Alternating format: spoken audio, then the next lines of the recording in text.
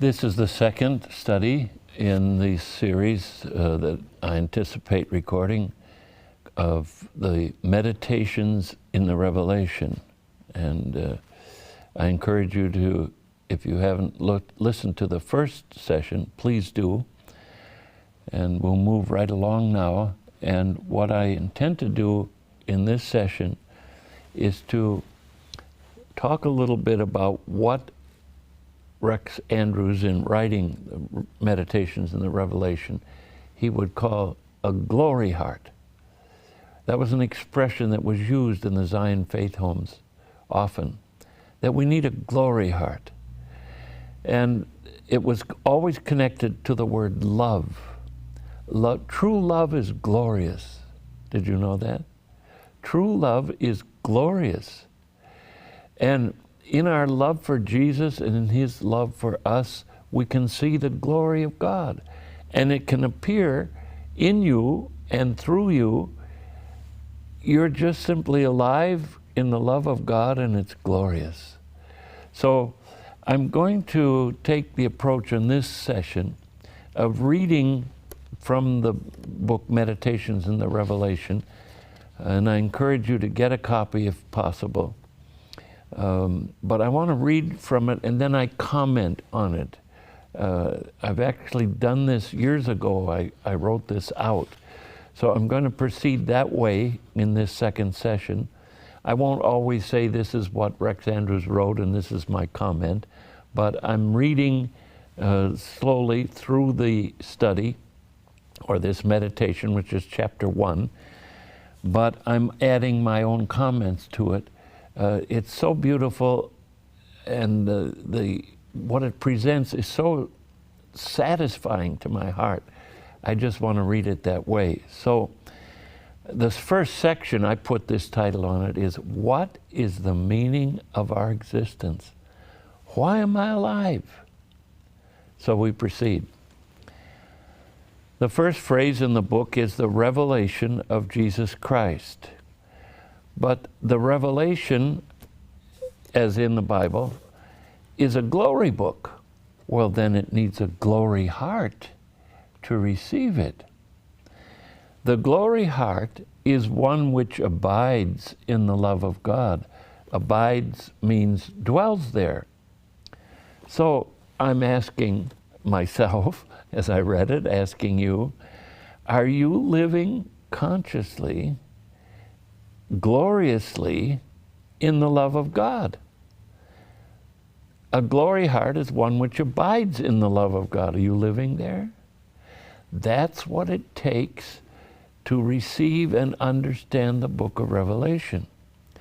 But love is not only a blessed feeling or a holy experience. Love is a dwelling place, a place to live. So God's love is a home for us. It's not just a temporary feeling or exhilaration. Love in God is a home. It's a place to live. The world could not contain the books that would be required to explain it. This is because the world was created as the habitation, the first habitation of the creatures who were made in the image of God. Why was the earth created? Why are nearly 9 billion people living on it now? A home to express the image of God. If every one of those 9 billion people were living in the love of God, we would find the meaning of the creation, which is the expression of the image of God. The reason the earth is here, with all its endless variety of creatures, including man, and especially man, is to reflect God, what He is, make Him known and visible to the rest of the creation, including angels. Peter says that, which things the angels desire to look into. The meaning of the image of God is found in the love of God. You never have to wonder, why am I alive? What am I doing on the earth? This is the answer. You're alive, so you can be filled with the love of God. The love of God is the indwelling fullness of the image of God. It's the dwelling place of the image, and it is the reason for the existence of the image. And I'm saying, as a comment on that, just like every child should be the product of the love of his parents, every parent should be able to say to their children, you're alive because we loved each other and wanted a representation, an image of our love for each other. That's what we would say about, why am I alive?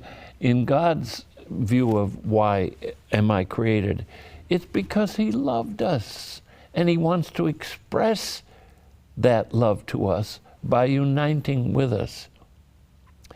Even children who are orphaned or have been adopted, it's so wonderful. Then they can have an adopted family, perhaps, or an uncle or a grandparent. Says, I took you in because I loved you. We are created to receive and express and make known the love of God for his creation. Now, in an atmosphere of love and glory, a glory heart would be the perfect correspondence to environment, which someone said is what life is. Living things correspond to their environment. Dead things don't. That environment or atmosphere of love and glory is the spiritual realm which John, the apostle who wrote the book of Revelation, lived in. He abode there. His gospel and his epistles are written forth from the conscious atmosphere of love and glory. So I asked, did you catch that definition of what being alive means? To be alive is to correspond to your environment. So to be alive in God, spiritually alive, is to correspond to God's environment, which is love and glory. John's gospel and his epistle certainly breathe that atmosphere, don't they? So the physical possession of that and the mind immersion of it for John arose in two things.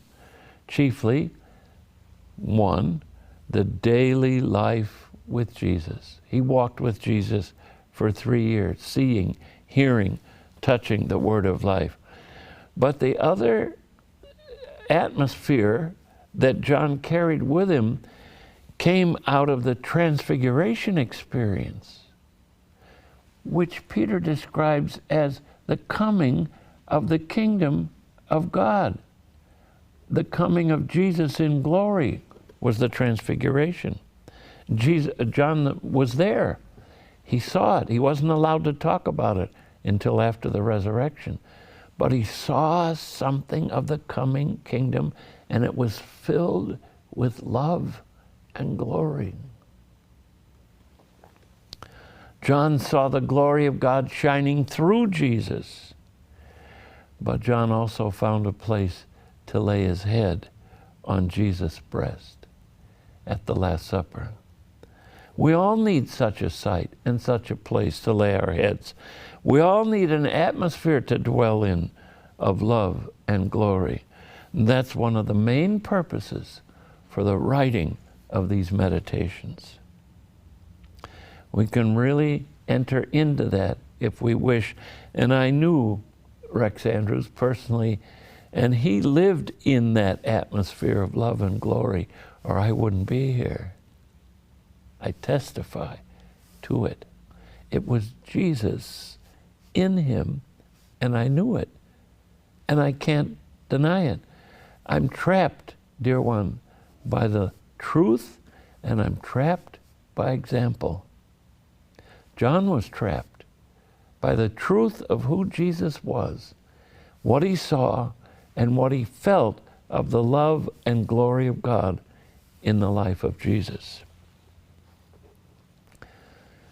So it might seem odd that John didn't record the transfiguration scene, but maybe the reason lies in this, that his whole gospel of John and all of his epistles are an exposition and a witness to the glory of God.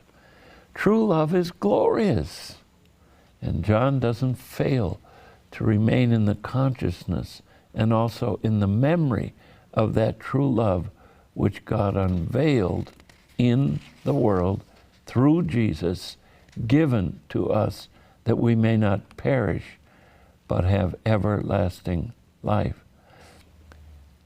A suggestion: if you read John's gospel through with a worshiping heart, saying to Jesus as you read it, I love you and I worship you, you will find an environment in you that corresponds to the environment and atmosphere of what's written.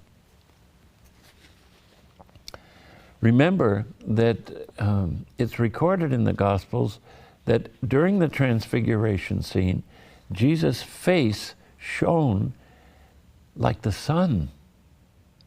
You never get over that if you've seen it. The glory of God was being made visible in his flesh. They saw it. It was in his blood. It was in his face. It was in his body. It wasn't something shining on him. It was something that shone forth through him.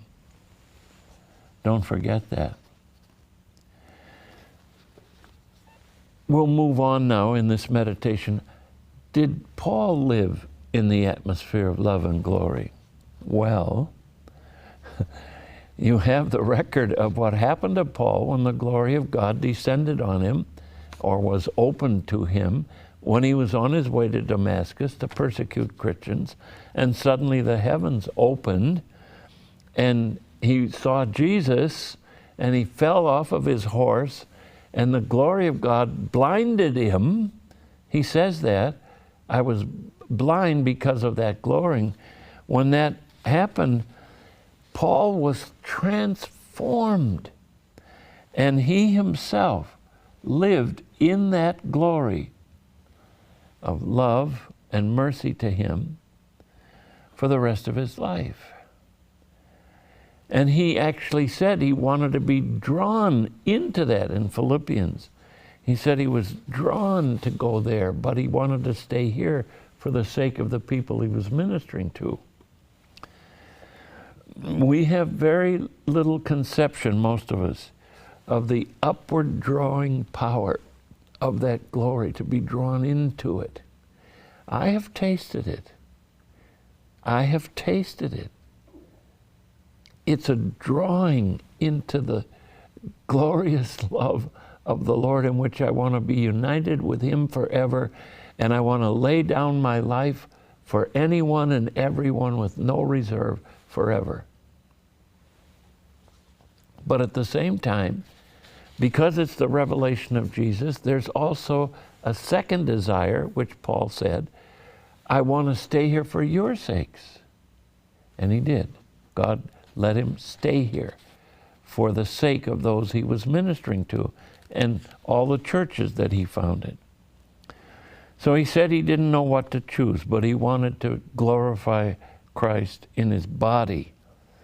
But the atmosphere in which he lived was the love and glory of God. And the grace which he taught was an outpouring of that love and glory to his own life. That was Paul.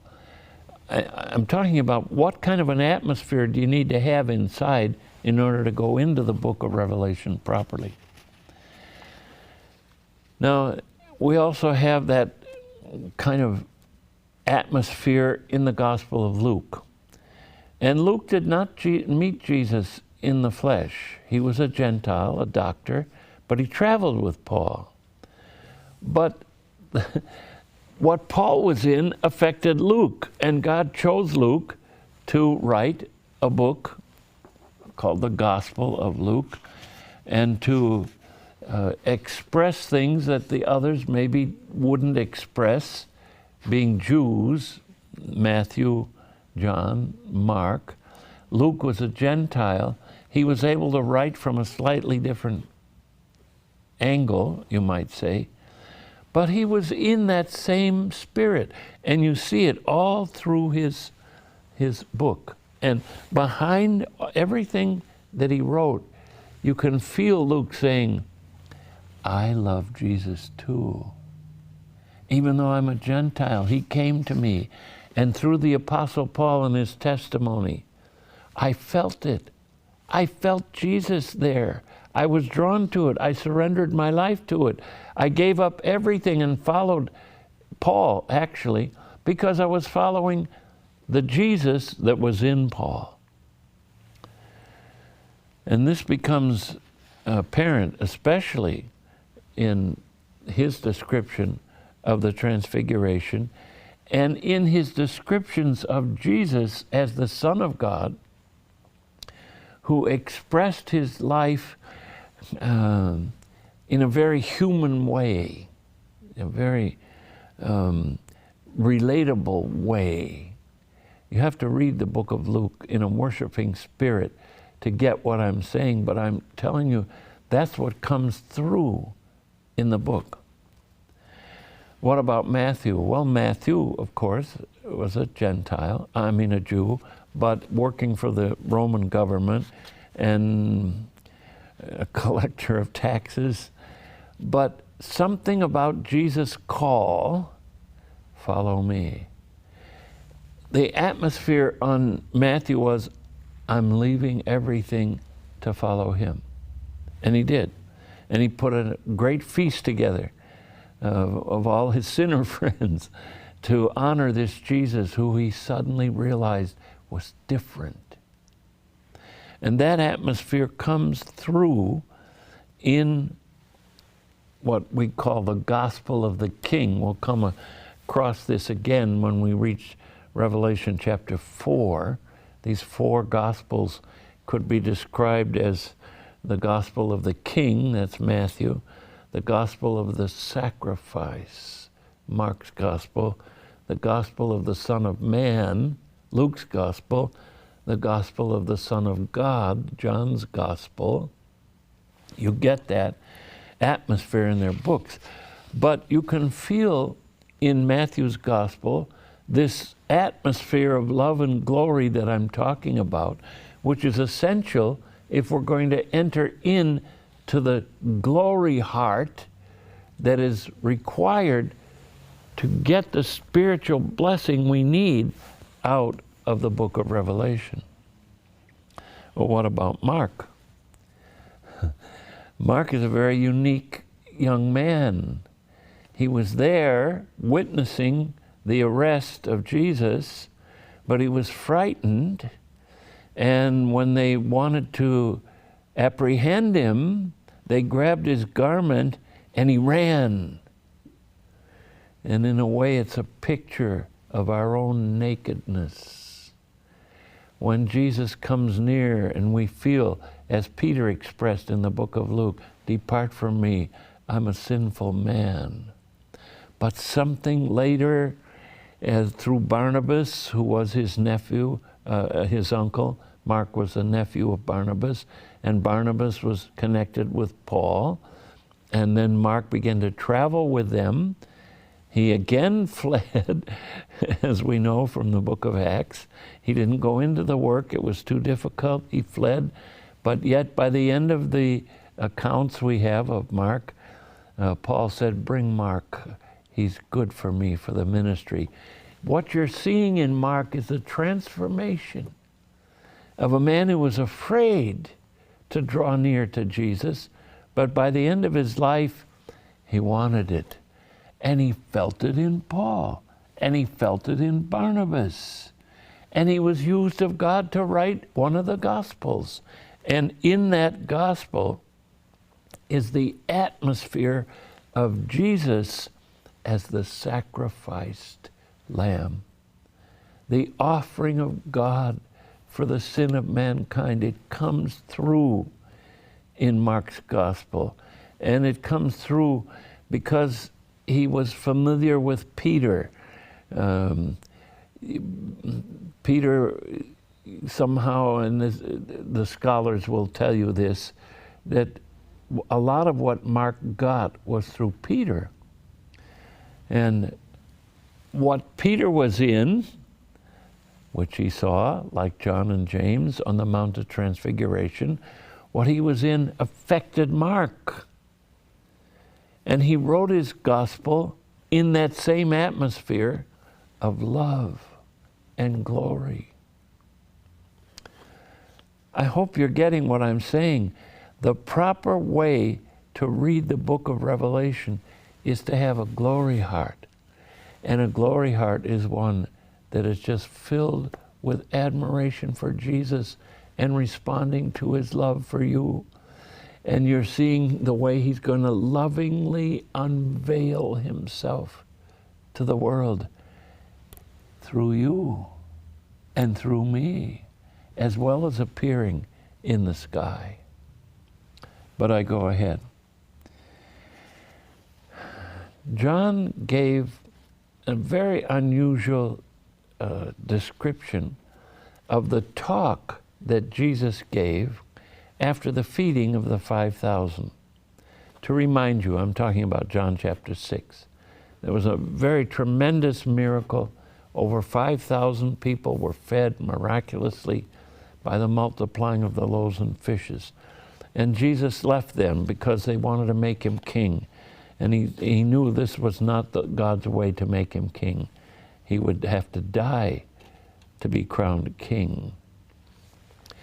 But they raced over the lake the next morning to find him, and he began to talk to them. You seek me, he said, not because you saw the miracle, but because you ate and were filled. But labor not for the meat that perishes, the food that perishes, but labor for the food and bread that my Father will give you. And then he draws them into the meaning of, I am that living bread. You need to eat my flesh and drink my blood, which really means, if we do what he taught, we become like him. And he's drawing us into what eventually turns out to be John 15. I'm the vine, you are the branches. And he couches all that in the atmosphere of the Last Supper, where he's explaining to the disciples how much he loves them and what is going to happen to them, and making an appeal for them to love each other the way I have loved you. That atmosphere comes through in John as he's writing. And I just put in here briefly, the Lord led me to see there are 10 commandments Jesus gave at the Last Supper, and they're all rooted in love. I compared them with the 10 commandments of the Old Testament. There are many, many thou shalt not commandments in the 10. There's only one not commandment at the Last Supper, and it is, let not your heart be troubled. These commandments are the word of truth and grace as revealed through Jesus. In an atmosphere of love and glory, John was there and wrote it down for us in the most beautiful way. John felt that, and he expressed it. Unlike any of the other disciples, we can eat his flesh and drink his blood by taking his words and internalizing them. And then they become the expression of Jesus himself. That is the atmosphere in which John wrote the book of Revelation. In the opening statement in the book of Revelation, it says, blessed are those who read and hear the prophecy of this book. Jesus is inviting us to receive a tremendous blessing by reading the book. To read in Greek means to take up again that which is down on the page. It was written down on the page in the spirit of love and glory. The only way you can properly take it back up again is to read it in the same atmosphere. You read with a heart of love and glory welling up in you for Jesus, for what he's done. God so loved the world. He loved me that he gave his son as a gift to me, that I won't perish but have everlasting life. That's the atmosphere in which the whole book of Revelation is written, and John was in it. And it can't be brought up to you. Reading means to bring up again off the page what was there in the wording of the person who wrote it down. You have to have that atmosphere of love and glory to take it up. If you do, it opens up to you a warmth for the book of Revelation that you wouldn't have. You would be frightened. You'd say, I don't understand it, or what value does it have for me in these last days? If you read it in an atmosphere of love and glory, you will understand what's there in a way that you can't any other way. All of the New Testament writers describe the glory of God as something which we share together with Jesus as heirs of God. It's mercy, it's grace. It can't be understood any other way. If we know to receive his mercy and to do his mercy, we will also know how to enter the unveiling of Jesus and to dwell in his love and in his glory. And if we do that, the summation of our lives, yours as well as mine, will be, I love him. God bless you. Meditations in the Revelation by Rex Andrews is available online at evergreencenterinc.org.